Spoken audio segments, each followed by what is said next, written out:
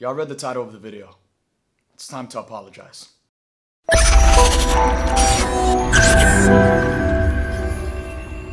So a couple of days ago, Variety decided to drop a massive article titled Crisis at Marvel, detailing a ton of the problems and disasters that are going on behind the scenes at Marvel Studios. Then, within the past 24 hours, Marvel decided to clap back a little bit. I ain't gonna lie, Marvel decided to clap back a little bit. They dropped a peak Loki episode with Loki episode 5, which we're gonna talk about in a second. And then this Friday morning, they decided to drop the first trailer for the Echo series, which, let's be honest, Echo was cool in Hawkeye, but I don't know if her performance in Hawkeye and what that character did in that series warranted an entire show, so none of us really had that many expectations for the Echo series, but this trailer blew a lot of us away, including myself, and it's going to be the first TV mature Marvel project, so this is going to pave the way for the future projects, for the Daredevils, the Punishers, the Blades.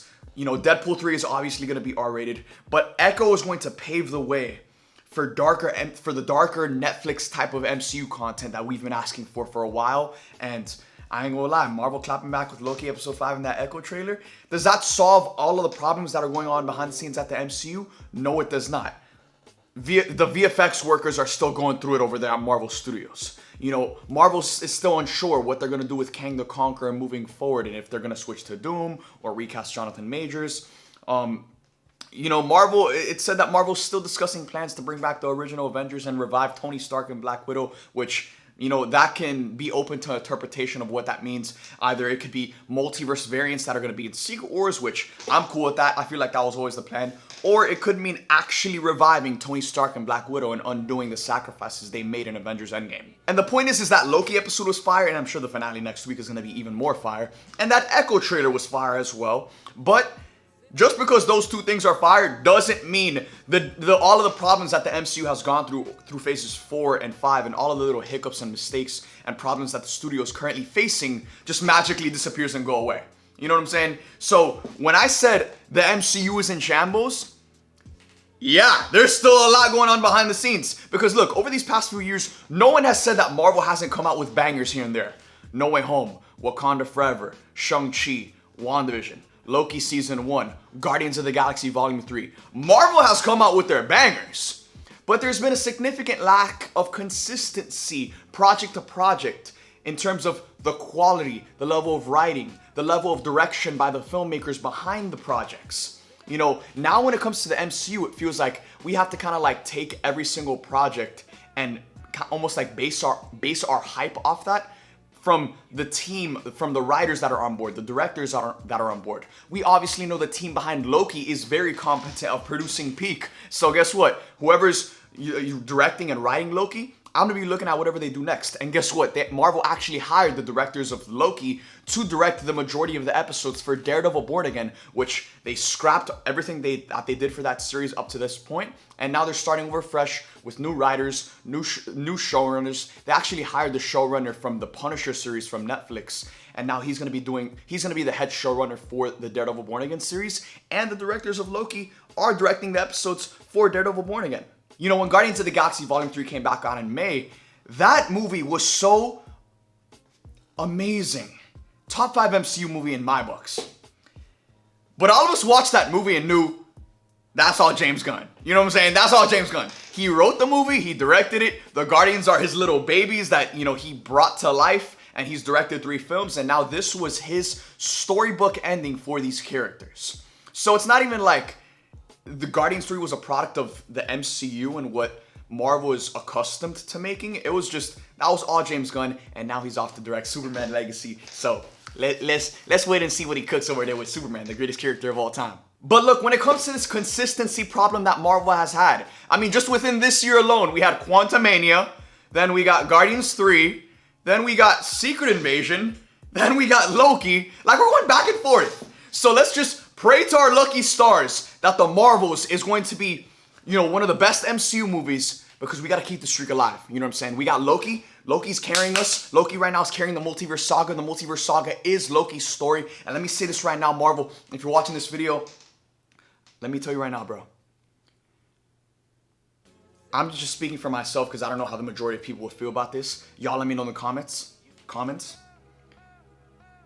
The Multiverse Saga is Loki's story.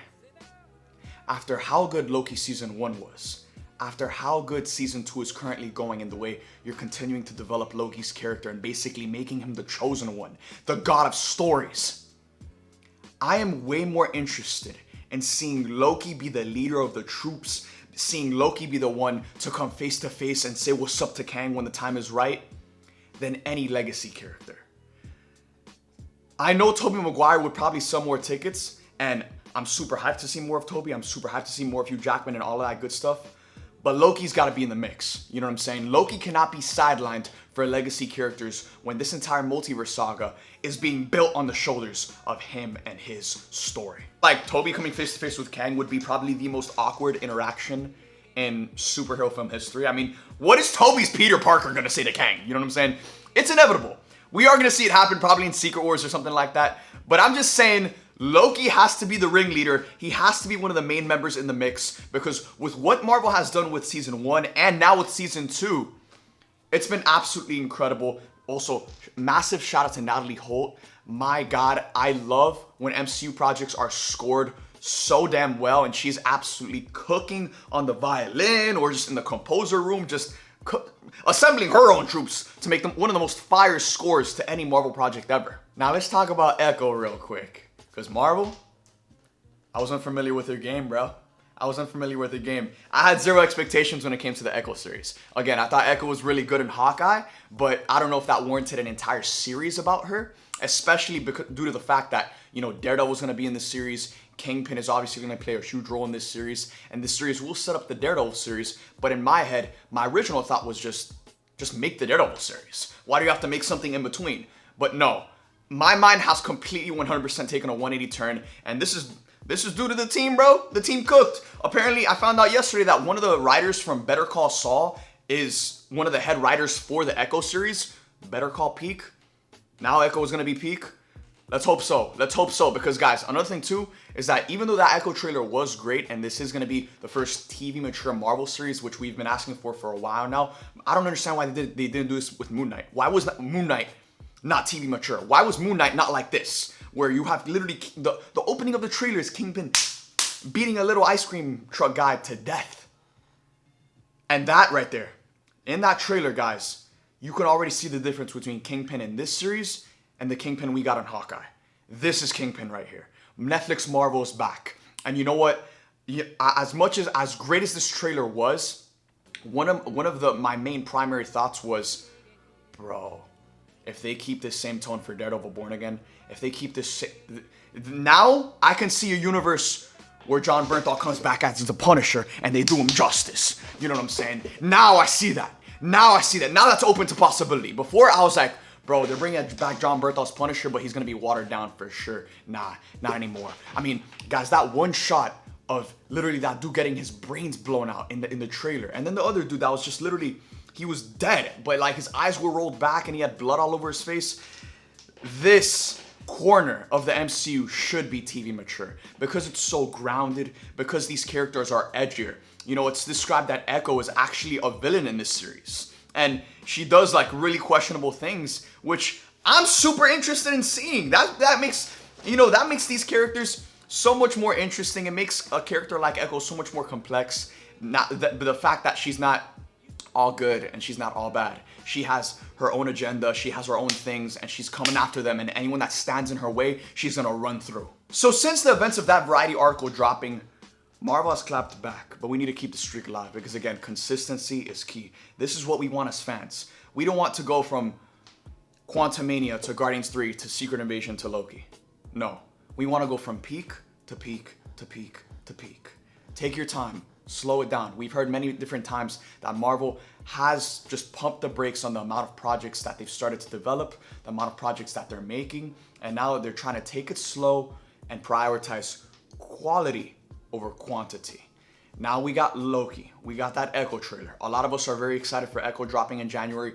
All 5 episodes all at once, which I'm really excited about because I think that's going to be a perfect series to just binge all the way through in one day. And then we'll talk about what it leads to and what comes next.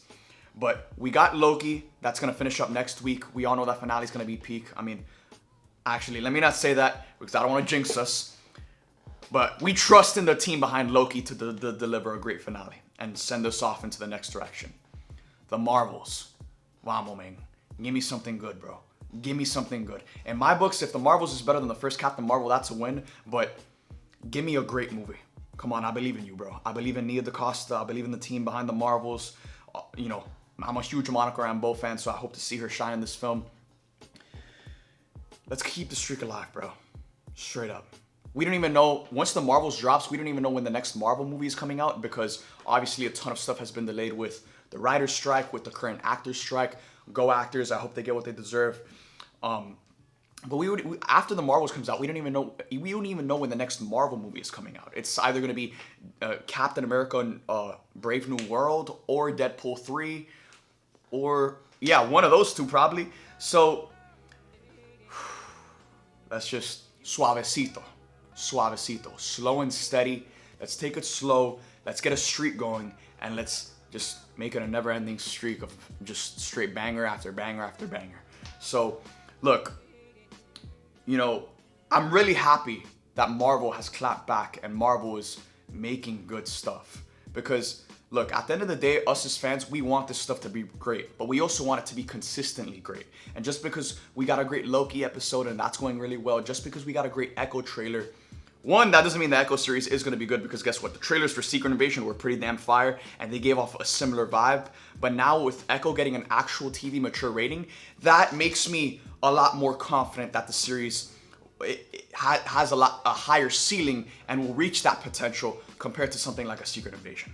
So again, just because we've gotten Loki episode 5 and a great Echo trailer doesn't mean we should ignore the current problems going on with the rest of the MCU, all the problems going on behind the scenes and stuff like that. Am I confident that Kevin Feige and the team will cook and bring the MCU back to its glory? 1000%.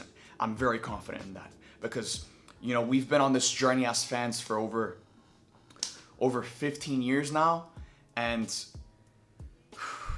what a damn journey, bro. I'm gonna be riding with them to the day I die. So, again, guys, the MCU, I just hope they can continue this streak. Keep the streak alive. That's all we're asking for. Loki, Echo, the Marvels. Let's fucking go, man. So look, I'd like to take the chance to apologize to absolutely nobody for saying that the MCU is in shambles. Because guess what? A good Loki episode and a good Echo trailer shouldn't take away from the greater problems that the MCU and Marvel Studios as a whole has been facing for the past few years and is still currently facing moving forward.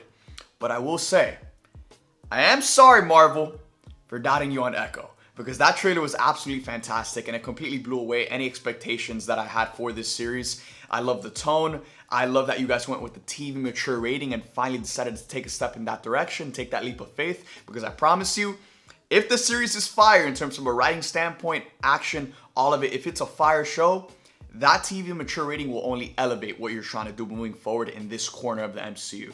So, sorry for doubting you guys on Echo, but I'm happy to be wrong.